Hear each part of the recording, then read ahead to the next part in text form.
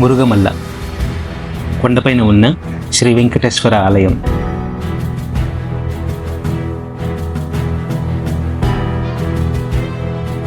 భరద్వాజ మహర్షికి పరమశివుడు ముక్తీశ్వరునిగా సాక్షాత్కరించిన క్షేత్రం. అంతర్వాహినిగా ప్రవహించి గోముఖం నుండి నిరంతరాయంగా పారుతున్న గంగా నది.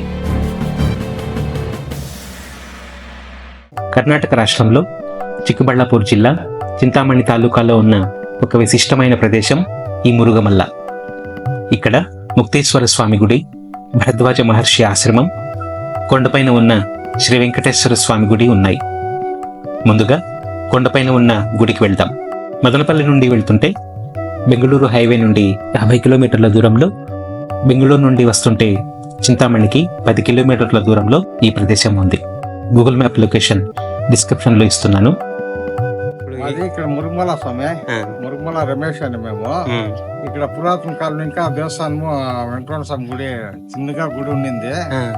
ఏదో పోతా వస్తా భక్తాదులంతా చిన్న గుడికే పూజ చేసుకుని భక్తాదులంతా పూజ చేసుకుని వస్తా ఉంటే, ఇప్పుడు 4-5 సంవత్సరాలు ఇంకా అక్కడ పోయి పెద్దగా గర్భగుడి కట్టి దేవస్థానం కట్టి తిరుపతి వెంకటరమణ స్వామి అక్కడ ఇంకా దేవుని తెచ్చి అక్కడ పెట్టి బాగా పూజ చేసి ఇప్పుడు వైభవంగా వారం పూజలు నడుస్తాయి. శనివారాల టైంలో బాగా భక్తాదులంతా 10,000 జనం ఎక్కుతారు. తెచ్చి పూజ చేసి బాగా ప్రసాదం అంతా ఉంటుంది, భక్తులకంతా భోజనం ఉంటుంది. 10,000 జనం దాకా ఎక్కుతారు. 10,000 జనం దాకా ఎక్కి ఆ మహానుభావుని దర్శనం చేసుకుని, ఏమో మహానుభావునికి పూజ చేసుకుని ఎంటికలు తీసుకొని అంతా గర్భభూమిలో పూజ చేసుకుని వస్తారు. స్వామి అక్కడ ఇంకా తెచ్చి గర్భగుడి పెట్టిన నుంచి భక్తులంతా వారం ఎక్కుతారు. డైలీ ఎక్కి వాళ్ళు ఎక్కుతారు. 15 నెలలకి 8 నెలలకి ఎక్కువ వాళ్ళు ఎక్కుతా ఉంటారు, దిగి వాళ్ళు ఎక్కుతా ఉంటారు. తిరుమల నుంచి ఎన్నాళ్ళు అయింది స్వామిని తెచ్చి ప్రతిష్ఠించి? తెచ్చి వెంకటరమణ స్వామి తెచ్చి 4 వర్షాలు అయింది. 4 సంవత్సరాలు అయింది. స్థలము బాగుంది. పై ఎక్కి దానికి కొంచెం ఇబ్బంది అంతే. అది రోడ్ కూడా ఈ పాటికి అయింది, కానీ ఊర్లో ఒగ్గట్లేని కోసము రోడ్ ఇలాంటి ఈ పాటికే మెడికల్ వీలు పెట్టి బాగా వైభవంగా పిల్లలు ముసలి అంతా ఎక్కిపోయేట్లుగా అనుకూలం అయిండు. ఈ ముఖద్వారం నుండి వెళ్తే ఇక్కడ ఒక బావి ఉంది. ఈ బావి పక్కన దారి అంత క్లీన్ గా లేదు. ఇక్కడ నుండి కొండ ఎక్కాలి. దారి ఇది అని చెప్పడానికి మార్కింగ్ వేశారు. నడిచి మాత్రమే వెళ్ళగలం. ట్రెక్కింగ్ ఇంట్రెస్ట్ ఉన్న వారికి ఈ కొండ చాలా బాగా నచ్చుతుంది. రోడ్డు సౌకర్యం ప్రస్తుతానికి లేదు. ప్రతి శనివారం ఈ కొండపైన అభిషేకం జరుగుతుంది. వైకుంఠ ఏకాదశి సమయంలో చాలా మంది భక్తులు ఈ కొండ ఎక్కుతారు. ఈ కొండ ఎక్కడానికి 1 గంట సమయం పడుతుంది. కొండ ఎక్కిన తర్వాత ఆ అనుభూతి చాలా బాగుంటుంది. కొంచెం జాగ్రత్తగా ఎక్కాలి. తిరునామం, శంఖచక్రాలు పైన కనిపిస్తున్నాయి కదా, అక్కడికి వెళ్ళాలి. క్రిందకి చిన్నవిగా కనిపిస్తున్నాయి, కానీ అక్కడికి వెళ్ళిన తర్వాత చూస్తే చాలా పెద్దగా ఉన్నాయి. ట్రెక్కింగ్కి వచ్చేవాళ్ళు వాటర్ బాటిల్స్ మర్చిపోకుండా తెచ్చుకోవాలి. మధ్యలో స్వామివారి పాదాలు ప్రతిష్ఠించారు. నమస్కారం చేసి కొండెక్కడం కొనసాగిద్దాం. మెట్లు ఎక్కేటప్పుడు దారంతా తిరునామం కనిపిస్తూనే ఉంటుంది. ఇక్కడ చాలా జాగ్రత్తగా ఎక్కాలి. పైకి వచ్చేసాం. ఇక్కడ నుండి తిరునామం, శంఖచక్రాలు ఎంత పెద్దవిగా ఉన్నాయో. కొండపై నుండి చూడటానికి మురుగమల్ల ఎంతో అందంగా ఉంది. ఈ కొండపైన తిరునామం, శంఖచక్రాలు చూడటానికి చాలా అందంగా ఉంటాయి. ఏమాత్రం అజాగ్రత్తగా ఉన్నా క్రిందికి పడిపోయే ప్రమాదం ఉంది కాబట్టి చాలా జాగ్రత్తగా ఉండాలి. ట్రెక్కింగ్కి శనివారం వచ్చేలా ప్లాన్ చేసుకుంటే స్వామి దర్శనం కూడా చేసుకోవచ్చు. ఇక్కడ సహజంగా ఉన్న కోనేరుంది. నేను వెళ్ళింది మే నెలలో.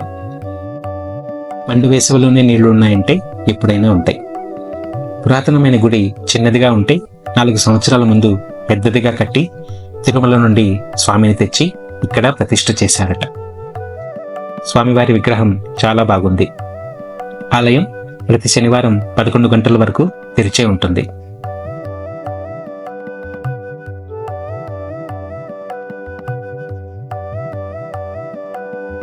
ఇక్కడ నుండి చుట్టుపక్కల చూడటానికి చాలా బాగుంది. వచ్చిన దారి చిన్నగా కనిపిస్తోంది. అంతా బండ కాబట్టి ఎంతమంది వచ్చినా స్థలంతో ఇబ్బంది ఉండదు. కొండ దిగి 2 కిలోమీటర్ల దూరంలో ఉన్న ముక్తీశ్వర స్వామి గుడికి వెళ్దాం. మన దేశం ఎందరో మహర్షులు మునులు తపస్సు చేసిన పుణ్యభూమి.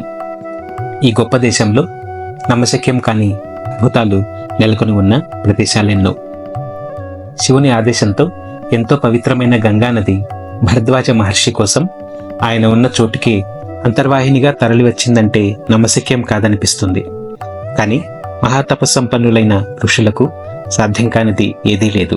తన తపశ్శక్తితో త్రిశంకు స్వర్గాన్ని సృష్టించిన విశ్వామిత్ర మహర్షి గురించి మనం విన్నాం. కాబట్టి గంగానది ఒక మహర్షి కోసం ప్రవాహమై అంతర్వాహినిగా తరలి రావడంలో ఆశ్చర్యం లేదు. ఇది అందంగా ఉన్న ముఖద్వారం. ముందుకు వెళ్తే ఆలయం ఉంది.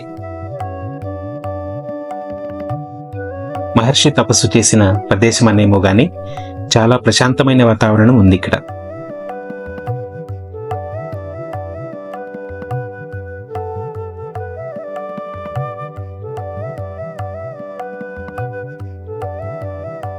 విశాలమైన ఆలయ ప్రాంగణంలో భరద్వాజ మహర్షి ప్రతిమ ఉంది.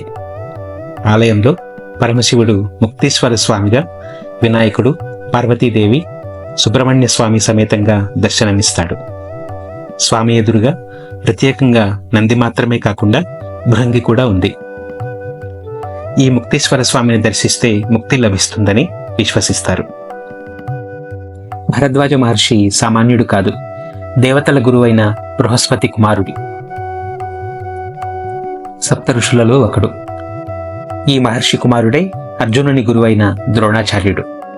ఈ భరద్వాజ మహర్షిని శ్రీరాముడు వనవాస సమయంలో దర్శించుకున్నాడు.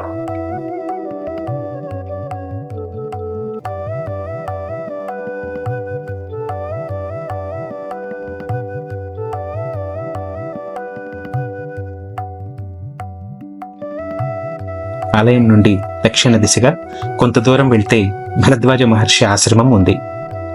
ఇక్కడే గంగానది అంతర్వాహినిగా గోవు ముఖం నుండి వస్తూ ఉంది.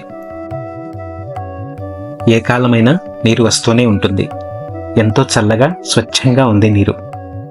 భరద్వాజ మహర్షి తరచూ కాశీకి వెళ్ళి స్నానమాచరించి గంగాజలం తెచ్చుకునేవాడు. ఇంత దూరం నుండి కాశీకి వెళ్ళి వస్తున్న ఆయన కష్టాన్ని చూడలేక పరమశివుని ఆదేశంతో గంగానది మహర్షి ఉన్న ఆశ్రమానికి భూమి లోపలే అంతర్వాహినిగా తరలి వచ్చింది. ఈ గంగాజలంతో పరమశివుణ్ణి అభిషేకించి తరించాడు భరద్వాజ మహర్షి. ఈ పవిత్రమైన తీర్థాన్ని అందరూ వాటర్ క్యాన్లతో బాటిళ్లతో తీసుకువెళ్తుంటారు. ఇంత సన్నగా వస్తున్న ముందున్న కోనేరు ఎప్పుడూ నిండిపోయి ఉంటుంది. అంతేకాక ఇక్కడి నుండి పైప్ లైన్ వేసి ముక్తీశ్వర స్వామి ఆలయంలో అభిషేకానికి, త్రాగటానికి ఉపయోగిస్తున్నారు. ఈ తీర్థంలో ఎన్నో ఔషధ గుణాలున్నాయి. ఇలాంటి ప్రదేశాన్ని దర్శించడం నా అదృష్టం. చుట్టూ ఉన్న కొండ చూస్తే పెద్దగా చెట్లు లేకుండా ఎక్కువగా రాళ్ళు, బండలే ఉన్నాయి. ఈ నీరు కొండపై నుండి వచ్చే అవకాశం లేదు. ఇది మే నెల, మండు వేసవి అయినా కొంత కూడా నీరు తగ్గలేదు. దీన్ని బట్టి మనం అర్థం చేసుకోవచ్చు తీర్థానది నిరంతర ప్రవాహం అని. నేను కూడా ఒక బాటిల్లో నీరు తెచ్చాను. 5-6 గంటల తర్వాత కూడా నీరు చల్లగానే ఉంది. అతి ప్రశాంతంగా ఉన్న ఈ ఆశ్రమంలో ఇంకా కొంతసేపు ఉండాలనిపించి ఈ అద్భుతాన్ని కళ్ళారా చూస్తుండిపోయాను. మీకు ఏమాత్రం వీలున్నా ఈ క్షేత్రాన్ని మాత్రం మిస్ అవ్వకండి. ఈ వీడియో నచ్చితే లైక్ చేసి, షేర్ చేసి, ఇప్పటిదాకా సబ్స్క్రైబ్ చేసుకోకుండా ఉంటే ప్లీజ్ సబ్స్క్రైబ్ అండ్ సపోర్ట్. మరో వీడియోలో మళ్ళీ కలుద్దాం. నమస్తే.